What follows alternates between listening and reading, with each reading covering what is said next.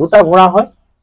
এই ঘোড়া দুটাত এগৰাকী মহিলা আৰু এজন পুৰুষ আৰু হাতত ধনু লৈ আহি আছে আৰু লেকামডাল টানি থকাৰ ইংগিত দিছে। কাণ দুখন বেকলৈ আছে। নেগুডাল যদি এনেকে থাকে এনেকে খটখটকে আহি থকা সিম্বলাইজটো দেখাই আছে। নমস্কাৰ, আকৌ এটা নতুন ভিডিঅ'লৈ সকলোকে স্বাগতম জনাইছো।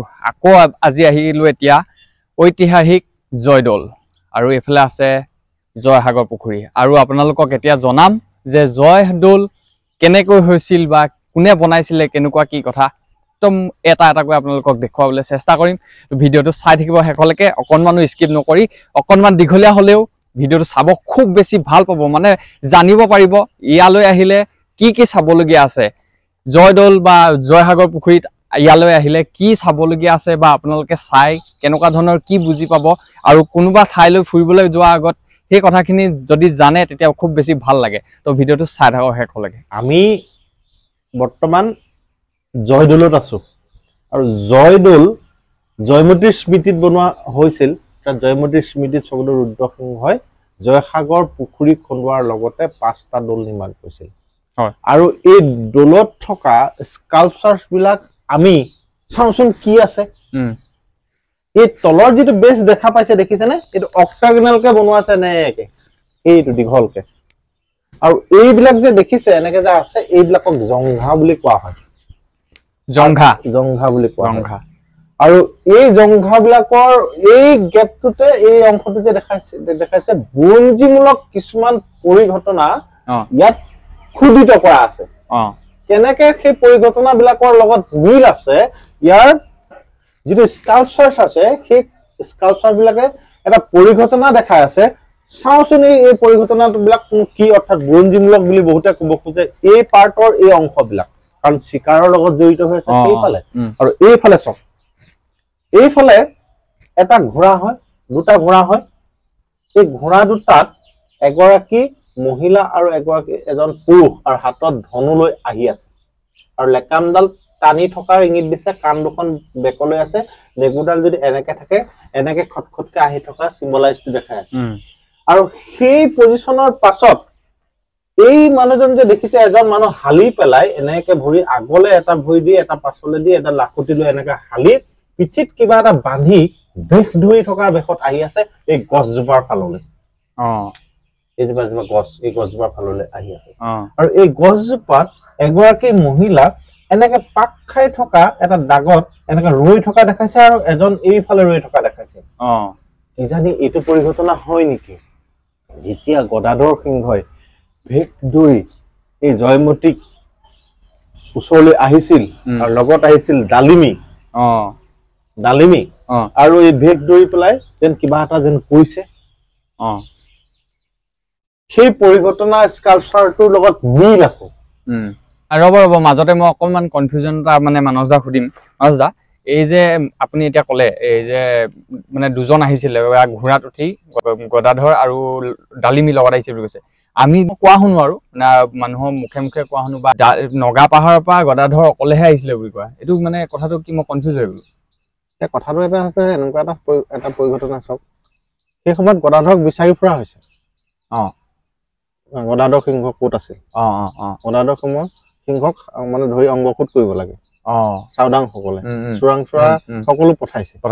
এতিয়া কিন্তু জয়মতীকে শাস্তি দিয়া হৈছে জেৰেঙা পথাৰ।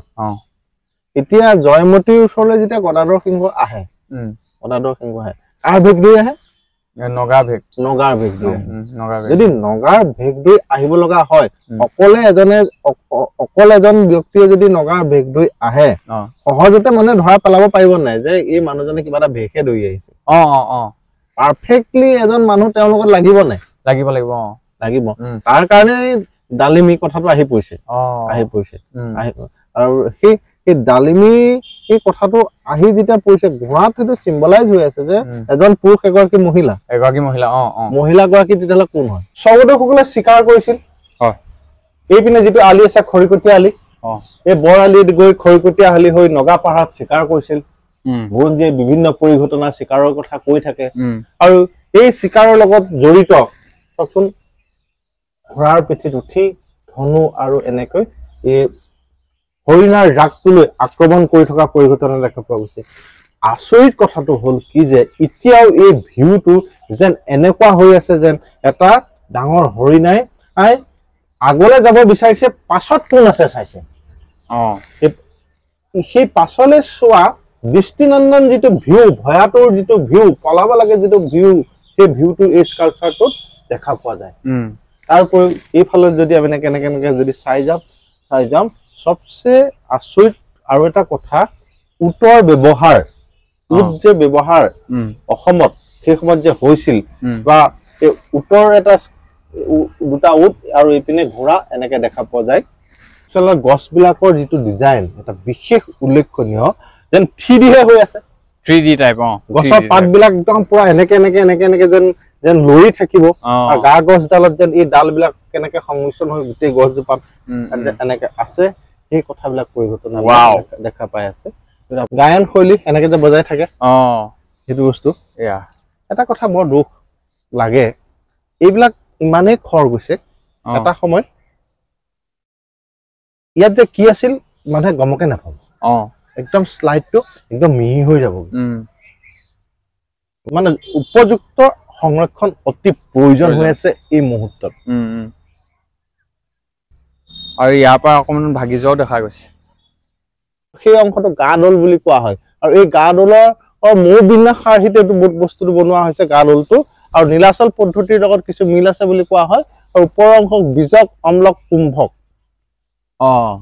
ওপৰ অংশ বীজক অম্লক কুম্ভক অৰ্থাৎ জয়দৌল জয়মতীৰ স্মৃতিতে বনোৱা হৈছে জয়মতীৰ অন্য এটা নাম জয়া চন্দ্ৰদাৰু বুলি কোৱা হয় আৰু এই অংশত গণেশ মন্দিৰ সূৰ্য মন্দিৰ আৰু ভোগঘৰ এই তিনিটা ইয়াৰ লগত সংলগ্ন হৈ আছে আৰু কি ক'লে ভোগঘৰ আৰু সেয়াই আছিলে আজিৰ ভিডিঅ' জয়দৌলৰ বিষয়ে আৰু আপোনালোকক খুব ধুনীয়াকৈ দেখুৱাবলৈ চেষ্টা কৰিলোঁ জয়দৌল কোনে বনাইছিলে বা কিয় বনাইছিলে বা কিয় নাম দিয়া হ'ল জয়দৌল তাকে আপোনালোকক দেখুৱালোঁ যদি ভিডিঅ'টো চাই ভাল পালে আজি লাইক কৰিব কমেণ্ট কৰিব আৰু বন্ধুবৰ্গৰ মাজত যিমান পাৰে শ্বেয়াৰ কৰি দিয়ক আৰু মোৰ খুব বেছি ভাল লাগিছে তো নতুন এটা ভিডিঅ'ত লগ পোৱাৰ প্ৰতিশ্ৰুতিৰে আজিলৈ টাটা বাই বাই জয় আই অসম